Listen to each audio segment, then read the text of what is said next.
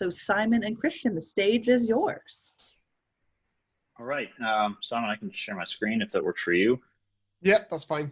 Go for it. Cool. So this is a pretty highly anticipated capability we've been talking about for probably over a year for many of us with customers, because when we talk about setting up GitLab in an HA configuration, the one caveat we've always had to put on it is they accept Gitaly, which isn't actually HA capable yet, and you have to use NFS, and it becomes a little bit of an annoying asterisk. But with GitLab 13, we have finally released our first iteration of what we're calling Gitaly Cluster, which is our HA solution for that. Essentially what this is it is a high availability solution for Gitaly, and allows for you to build out scalable and redundant repository storage and negates the need for NFS. So with this, we have now gotten to the point where you can deploy GitLab without any NFS behind it at all. And there is one asterisk there, which is actually pages support. I was about to say, yeah, okay, but not for GitLab. But that's not a pages. mandate. There's other ways to deploy pages that allow you to get into that. But we'll and also you don't normally have the same performance concerns that you do with pages as you do with Gitaly. So yeah. Right. So fair point. Yes, there is that asterisk, but yes, for an HA environment now, you technically don't need NFS really at all, depending on how you set it up, but especially not for your Git repositories, which is the key thing here. And so this basically addresses the last remaining single point of failure element of GitLab. So this is a big thing for customers who are running in cloud providers, on-prem, what have you, because this also means that they can leverage any number of storage volume solutions behind their Gitaly instances in whatever works best for their environment, and allows them to scale in a variety of different ways. So here's the architecture from our documentation that describes what it looks like when you set up a high availability Gitaly environment. So you'll note here the bottom half of this outlines what it looks like. And so there's a few key elements here that we're going to talk through here in a moment. But you'll see that essentially the ingress point for the Gitaly cluster is a load balancer in this architecture. The reason for that is that Prefect can actually have multiple Prefect nodes in a cluster, so that you can even remove the single point of failure of your Prefect component in your cluster. So it can communicate with your, in any combination with the Postgres database that is set up for Prefect, and act as a load balancer itself and handle any request. So it's not a requirement to have a load balanced Prefect environment. You can have just a direct connection from your GitLab instance to a single Prefect node. It's up to you, but it is architected to allow you to do it in a way that even Prefect is redundant. So, and then you'll notice here the actual Gitaly nodes, they're set up in cluster groups, and you can also shard across multiple Gitaly instances behind Prefect if you needed to do so. For example, your storage volumes can't support a horizontally scalable Gitaly environment for IOPS purposes, and you need to have multiple different physical storage volumes behind it. There are use cases there. It gets complicated, but it can be done. So the idea here is that this provides a variety of permutations for setting up an HA environment for your Gitaly storage. So Prefect specifically, we've mentioned this a few times, and Simon, I know I keep talking here. I'll let you carry this one if you want to discuss this one. Yeah, no, I mean, most of it's already been said. So like, Prefect is this sort of thing that sits in front of Gitaly. It's sort of transparent to GitLab. GitLab doesn't know that it's talking to Prefect. But it's the thing that's responsible for syncing all the Gitaly nodes, and it's the thing that's responsible for really implementing the HA.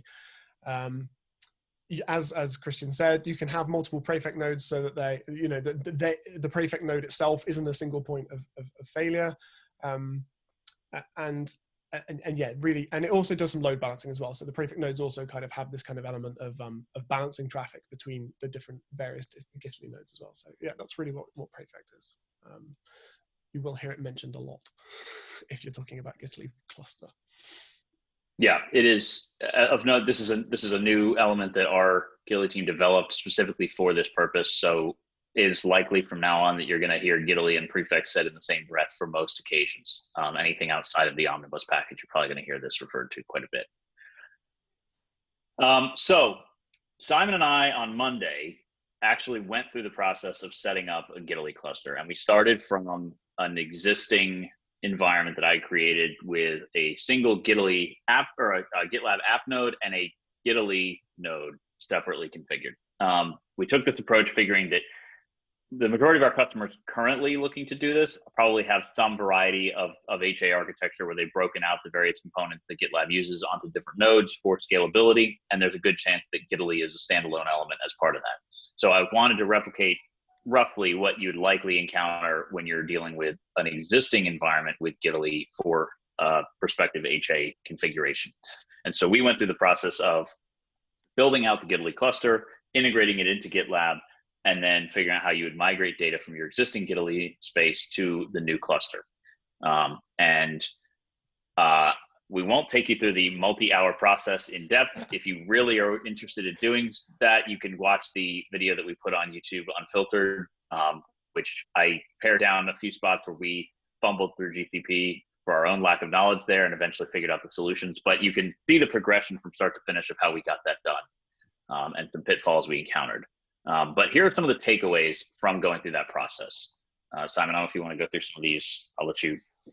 Yeah, so something to be aware of at the moment is that the prefect leader election is currently not, it favors availability over consistency. So that at the moment there is a possibility of data loss, and it's very unlikely. It's when a prefect node has to fail, and basically the leader election it takes place.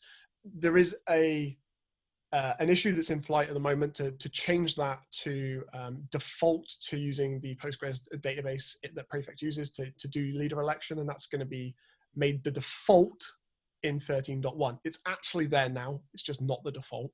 I think it's because it was still untested when it was launched.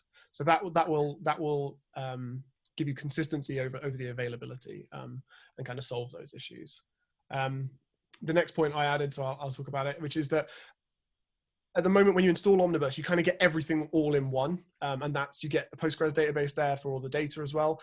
Omnibus does not include a Postgres database for Prefect. Prefect needs its own database, ideally. It can actually go inside, and this is another point of it later on.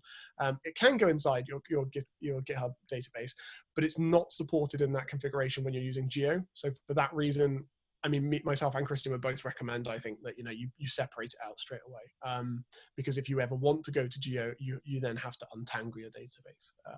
So there's no Prefect database going to be installed in Omnibus by default at the moment.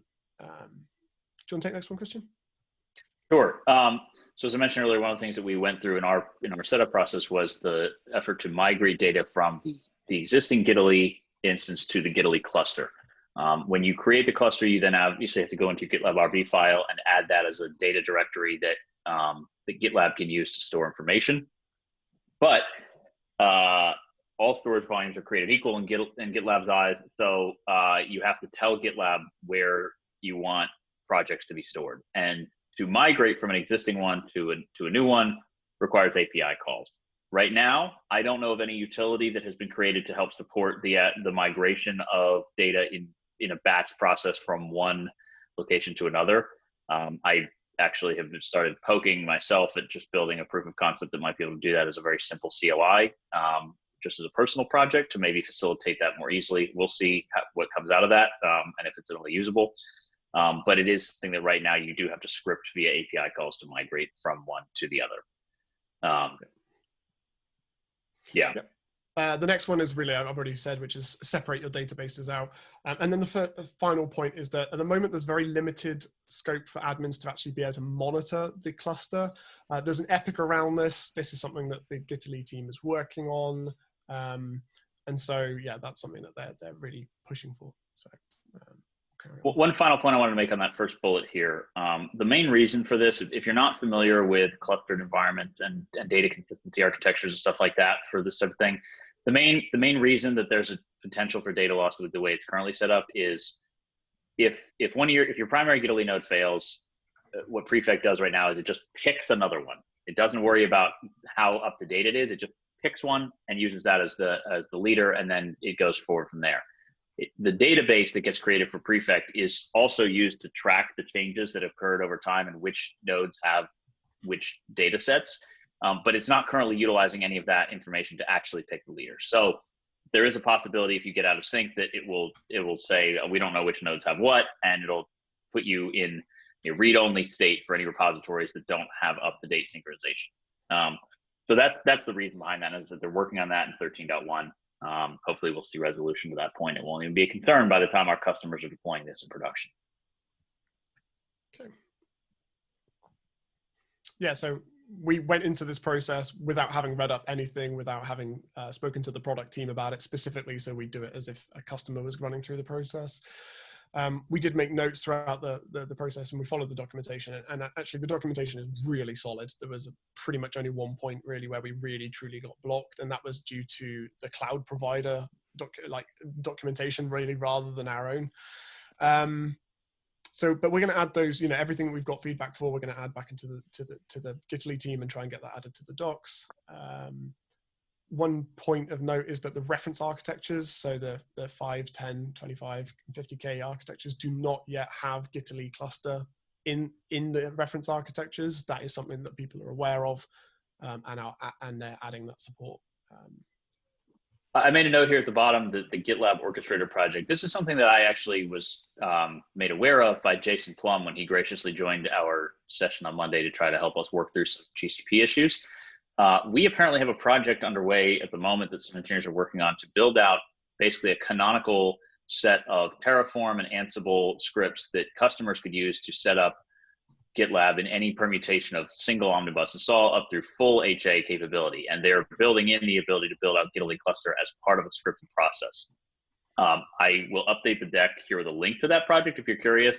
Jason gave us all sorts of disclaimers about this is not production ready, this is not productized yet, your mileage may vary, customers can use it, but it's up to them how they do it, all that kind of stuff. But it could be a very useful resource for any customers that you're working with that are interested in having any sort of infrastructure as code configuration and are looking to us to provide some guidance or best practices on how to do so. Because it looks like it's pretty well-rounded right now as to all the components that it covers. So it's something worth looking at as an aside if you're interested. So the main takeaways from this, from going through the exercise that Simon and I did and reading through the docs, is that Gitaly cluster is really well architected. It's clearly thought out to be scalable and redundant and address all the concerns that somebody would have with building an HA solution, especially when you're dealing with the types of things that Git transactions cause with storage. So I think it's going to be a great solution. Obviously, there's a few limitations right now that I would say make it a little premature to implement in a production environment. I've been giving my customers guidance before this was even released that they should probably hold off until probably 13.1, 13.2 until they look at doing this in their actual production environments, just anticipating that since it was the first GA release, there were naturally going to be bugs that got surfaced by it being out in the wild. And that aligns with what we've been seeing from some of the known caveats to it that they're expecting to resolve in the next couple of releases. So I've encouraged customers to set this up in staging environments to test it out and understand the process, but I would say it's probably not production ready for most of them until later this summer. And as you know, Simon and I have also agreed that we're going to help the Gitaly team develop the docs to be more, even more usable than they already currently are for a customer-facing perspective, so that ideally customers can walk through this step by step with little to no assistance from us. Hey, Christiaan, aren't we using this in production today or no on GitLab.com? We may be using it in production on GitLab.com, but let's not forget we also run beta releases of the product itself on GitLab.com. So I think we're more risk tolerant with our dedicated infrastructure team to do so. And we probably have it built out in such a way that we're limiting the risk of data loss because of the scale that we're probably putting it at. That would be my assumption. But yes, I do believe we are using it in production. And one of the bigger things is the leader election, which, as I said, is not defaulted to switched on, but it is available. So I imagine that our infrastructure team have probably switched that on. So yeah, that would be the main thing.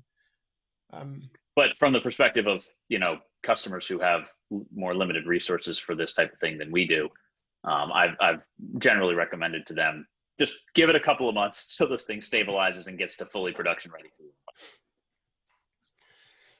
Mark, you actually had a really good question, which I think is worth calling out. It's a pretty challenging question to answer. So, and I know we don't have too much time, so I'll just be quick. But you sort of said, does it cost more or less than the traditional NFS model? Probably going to cost more, to be honest. How much more? So, I mean, And why? basically, well, all right. So here's why. In a traditional NFS model, you probably have some combination of a compute instance and a storage volume to support your NFS, right? And that compute instance may or may not even be present. If you're not needing a managed NFS to run a compute instance, it might be provided by your cloud provider, or you may have a SAN or something in your infrastructure. But in general, you're probably going to have one Gitaly node that is connected to that storage volume for NFS. And if you have multiple Gitaly nodes that are talking to that, it's still just those nodes. In a Gitaly cluster environment, you necessarily are adding, in addition to your n number of Gitaly nodes, you're now adding at least one Prefect node, at least one Postgres database, which is probably on its own node as well, and possibly a load balancer in front of all of that between your Gitaly environment. So your compute resources alone are likely to be higher. You may see some savings if you're not having to use a managed NFS solution, but it's not necessarily going to be enough to offset the additional cost of setting up this infrastructure. With that being said, I mean, our reference architectures don't even start talking about HA until you're at like 3,000 or 5,000 users. So it may be a negligible difference from the perspective of the service provider, service provider in terms of like the group at your customer that's managing it. But just based on the architecture that we have recommended, you're likely going to be using more compute resources than you would if you were doing just a single Gitaly instance with NFS, or multiple instances even. But one would also expect that one would gain some amount of additional performance out of this, because NFS is, pretty much a pig with regard to locking and everything else, and has its own. Absolutely. So the benefits of this is that the actual implementation of your Gitaly nodes becomes much more important, because Gitaly, if it's talking to NFS, it's more about the NFS storage and how performant that is than the Gitaly node itself. Now you've got local SSDs attached to your Gitaly nodes, and that is where it's getting the data from. So potentially there is performance benefits there. I would argue maybe holistically, when you factor in not just the infrastructure costs, but also the increased productivity from faster performance, as well as hopefully the lower amount of infrastructure management that maybe would have to take place for fine tuning your Gitaly instances to talk to an NFS solution, you might overall see a total cost reduction from that perspective, but purely from the bill that you paid your cloud provider, it's probably going to be a little higher. Yeah. So Simon, any data on the performance we can share yet, or no? Improvement? Performance-wise, I think it's too early to say at the moment. Okay. I think we were really looking at this from an implementation perspective, not a performance. But I can get in touch with the Gitaly team, and we can ask them if they've got any data on that. I think they've been running benchmarks, but I don't know if they've published those yet. Yeah, I haven't seen them. Okay. All right, just doing cool. Yeah, I was gonna say, I know we're done here with ours. We're probably over time, so we'll hand it over to Chloe next. I think she's next, right? Reb, I know you've got questions. We'll do the async, I guess. We do have a couple minutes if we want to try to take a swipe at a couple of them. Reb, do you have a preference on which one they? Yeah, I just say, I mean, the most important is, like, in the past, we had to have people copy data in other ways.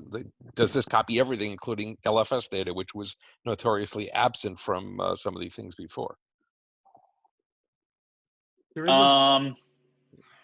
I gotta know totally the docs on that, but essentially, if it lives in Gitaly, it will be replicated by this, is my understanding. I'm not sure the LFS stuff is. I mean, my issue is that we have, a lot of people use LFS because that's a smart way of managing the size of your Git repos, and we have historically, to my understanding, not done anything except say, it's here now. You get to replicate it all over. So. Okay, just questioning, not accusing. Yeah, to be honest, I'm not positive how that works. Yeah, my understanding is the LFS is stored elsewhere, so I don't think it would be classed under this. It'd be in S3 or whichever storage mechanism you're using under the hood. Right, and I think that probably would still be our recommendation, is to use something like S3 for LFS, just because. In which case, it would sort of magically get there through the magic of radio, as they say. So. Right. Yeah, effectively, I think what happens with LFS is there's a link to the LFS stored in Gitaly, in terms of, like, this file exists in your Git repo, but it's not actually here. It's stored here. More or less a pointer. So that would be replicated, but the file itself would not be. Right. I mean, that's how LFS works, because we want to keep the stuff out of the repo. But then the question is, like, what do we do with like that and pages and other data that sort of exists outside of the sort of normal Git infrastructure, like stuff that's alone in the file system? So we still have the same problem with that we did before, I guess. Well, and the majority of that other type of data, still, we already have architectural support for using things like object storage to make it so that you don't rely on single point of failure storage solutions, and you are on a scalable option. Obviously, that doesn't work for people who are entirely on-prem and don't have an object storage layer that they can use. But our application architecture does support the use of things like S3 for all those other components. What this is targeting is specifically the components that can't live in S3 that they currently rely on NFS because there is no other solution, Absolutely. namely the Git repositories. And that's where we see the most problem when people are using NFS because of the transactional nature of Git. Yep. Cool. Thank you, Simon and Christiaan.